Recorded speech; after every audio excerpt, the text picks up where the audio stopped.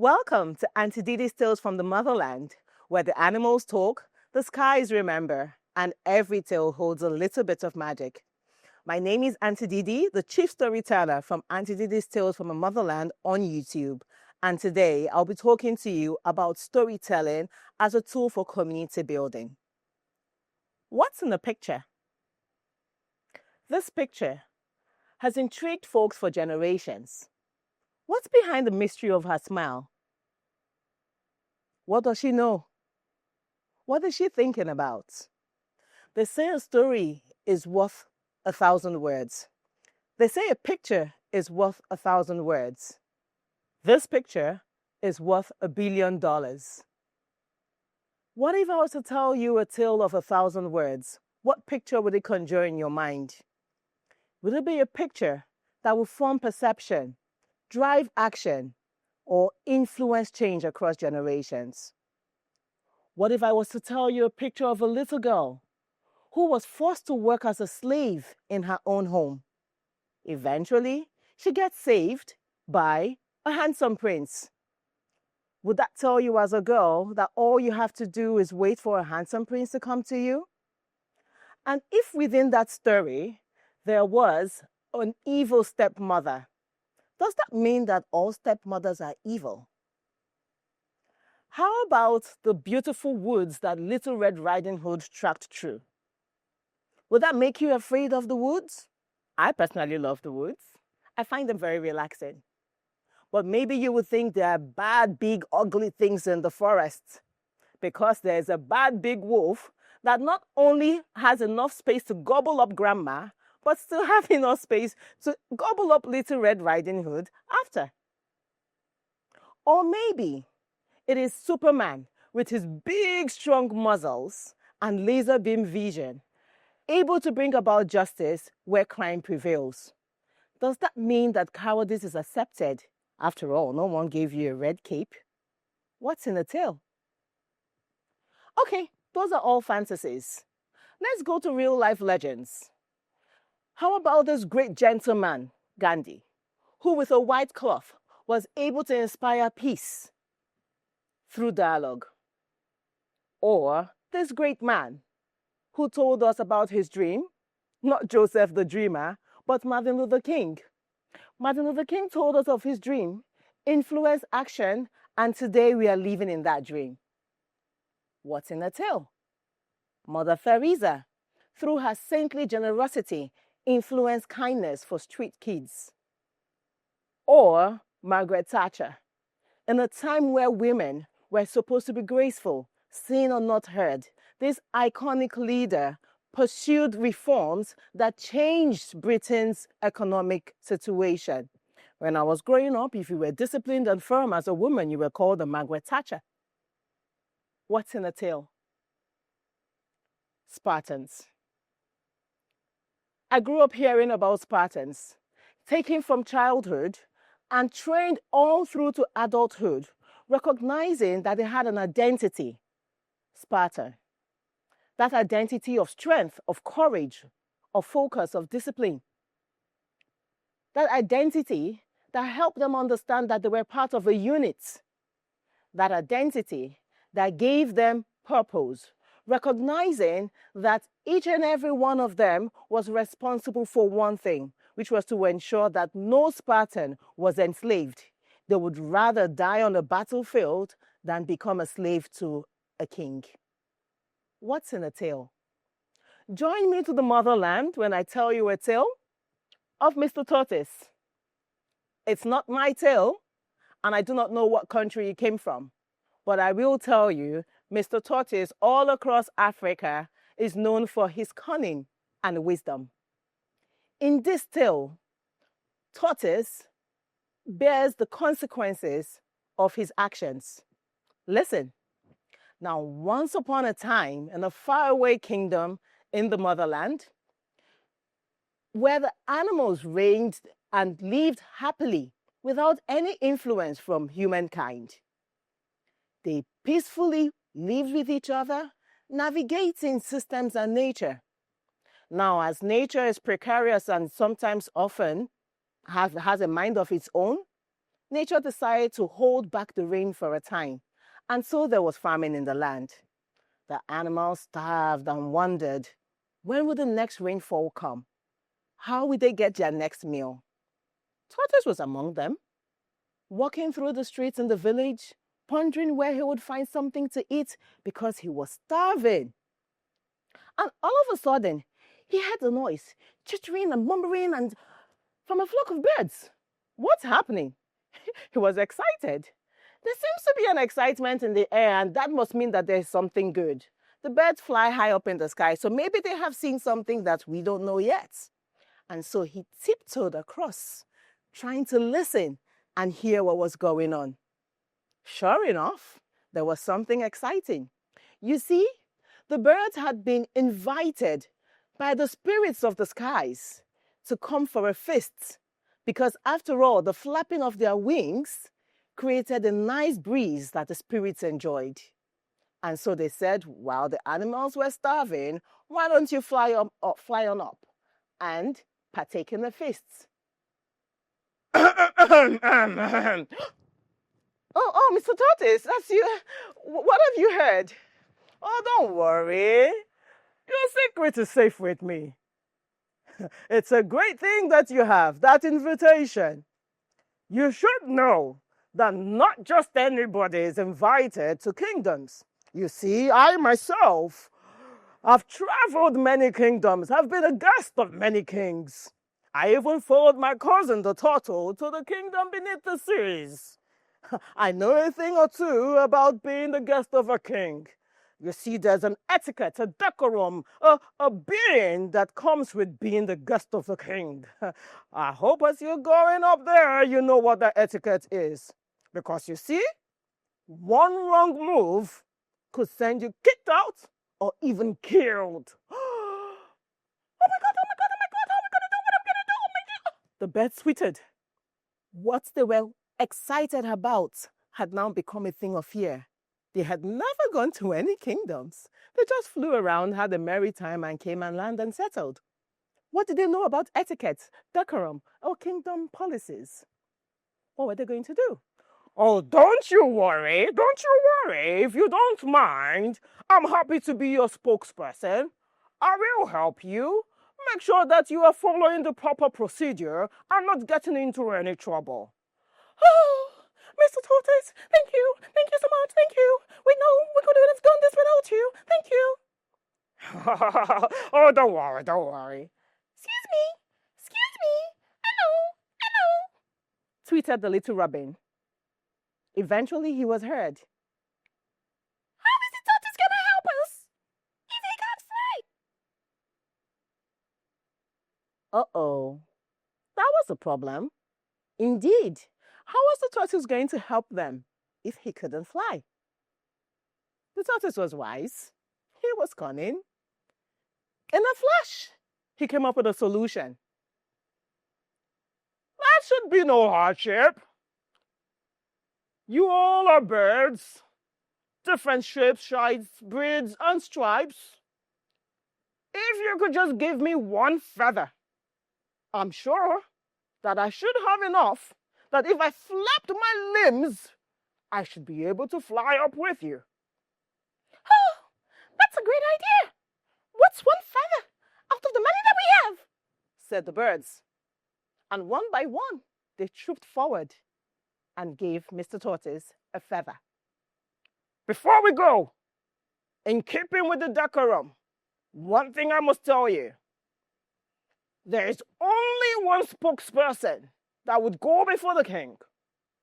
You almost remain silent before me. Not one word uttered before any of you. I myself will no longer be called Mr. Tortoise, but I shall be called everyone. Okay, anything you say, okay. They all agreed, and up and away they flew. Into the skies, where the tortoise was now everyone. You see, a beautifully told tale drives conviction. It builds hope, and it influences action. When you're able to move information from your head to your heart, where people believe, And then they're able to take the actions that manifest the impossible. What's in a tale? Let's go back to Mr. Tortoise. Oh, I'm sorry, everyone. As they journey onto the sky. So they got to the sky, where the spirits of the skies welcomed them with great singing, drumming, and dancing, because after all, these beautiful birds had for years created breeze for them to enjoy. Oh, you're welcome to our kingdom. We have long admired you from the skies, but this is the opportunity to show you the splendor of our kingdom. We have a feast laid out for you. Please enjoy. Thank you very much, Your Royal Highness. Thank you for inviting us to this place. Oh my goodness, what kind of creature is this? Can't imagine what must have happened on Earth for the birds to become like this. But who do we know? What do we say? Okay, we will keep quiet. The spirits muttered amongst themselves on seeing Tortoise with all his feathers. Thank you for inviting us and thank you for the feast. We are most honored. We'll bring you good tidings. Just before we begin the feast, we just want to be clear so that we don't run afoul of any of you. Who is this feast for? Oh, it's for everyone. Oh, did you hear that? Tortoise said to the birds. Not one word. It's for everyone. And so the tortoise sat down, arranged himself, and began to eat. He ate and ate and ate and ate. And before you could imagine it, I could scarcely believe it myself. The tortoise finished every morsel of food on the 7-table banquet that had been laid out for the birds. Of course, the birds sat silently, afraid of saying a word because they didn't want to offend or go against decorum. But what was disbelief gave way to mountain rage. The spirits looked on in astonishment. What strange customs these people have. You can see them obviously hungry, but they stand watching while one and the ugliest of them sits to eat all the food. Oh well, what do they know? They might as well keep quiet. Okay, that has been a good meal. The birds look at him. The tortoise, who was now everyone, one by one, without saying a word, they filed forward and plucked their feathers. What are you doing? Stop that! I didn't do anything wrong. Stop it! Don't take. Go. Not one word they spoke, but all their feathers they took. Eventually, Tortoise was left without a feather. The spirits stood up and looked. Now they understood what had just happened. This greedy animal had cheated the birds, and now he was going to get his comeuppance. They took one look at him and said, well, you've eaten the food. We can't help you. Now it's time to go because you're a guest, and every guest has an expiry date. For you, Mr. Tortoise, yours is now. And with a very firm kick, it threw him out of the skies all the way down to the earth. Help me! Help me! Of course, no one was there to help. No one was willing to help. Tortoise, his tail made it possible for him to fly to the skies. However, his greed and trickery brought him crashing down to earth, where his shell was absolutely shattered. His wife crawled out, looked at him in disgust, but she was obliged to take care of him. But you know what happens when someone is unhappy? They do shoddy work. And so she pieced together his shell best as she could and left him to be by himself. And from that day onwards, Tortoise has had a cracked shell. You see, a tale beautifully told sparks creativity I sure would have liked to see the tortoise flying in the skies. Or maybe I have, in my mind. A tale beautifully told teaches values. One thing we sure learned across the motherland when we heard this tale was that trickery could only get you so far, but you would live with the consequences even on to generations. It develops character, and character shared builds culture. Because as we think, we do, and as we do, we are. For after all, what is culture? The way of life and belief systems of a people. Culture is the very definition and bond of community. Now, how do we build a community where everyone is accepted and thrives? What stories should we tell? Remembering that our stories form perceptions, drive actions, influences change. Do we tell stories about the kindness of your elderly neighbor? Making us learn that our elders are meant to be respected and protected, not abused. Do we tell tales about the joy of the young couple down the streets, making us recognize that love is a beautiful thing, despite how it comes? Do we tell tales about the laughter of kids playing in the park? No, their noise isn't a nuisance. It speaks to the innocence of their safety in a place where they can play and be and not be abused or kidnapped. Do we tell tales about teenagers singing and drumming on the street corner? They are not never-do-wells. They are having fun, and if you can, dance a jig with them. Who knows, one of them or all of them may be the next Grammy Award winner. Do we tell tales of colorful fashions of your racialized colleague? It's not gaudy. Color is a beautiful thing. Different is good. Do we tell tales about the tasty cuisine of a new and exciting restaurant down the block? Food is one of the few pleasures of life. Why not allow your tongue to discover the pleasures of the countries around the globe? What's in a tale? You see, stories inspire. Stories unite.